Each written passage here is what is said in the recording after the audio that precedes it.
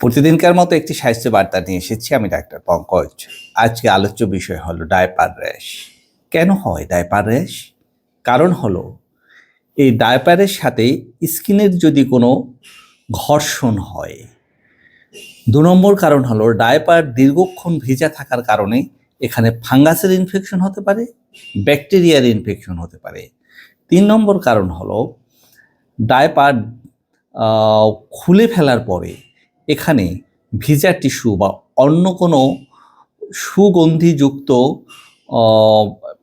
কিছু দিয়ে যদি মোছা হয়, যার ভিতরে অ্যালকোহল দেওয়া থাকে, এর উপস্থিতিতেও এই র্যাশগুলি হয়ে থাকে।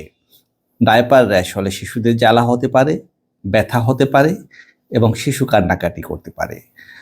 আপনারা ডায়পার পরাবার আগে অবশ্যই পেট্রোলিয়াম জেলি সমৃদ্ধ ভেজলিন অথবা অ্যালোভেরা জেল দিয়ে নেবেন। তাহলে এর র্যাশ হওয়ার প্রবণতা অনেকটা কমে যাবে।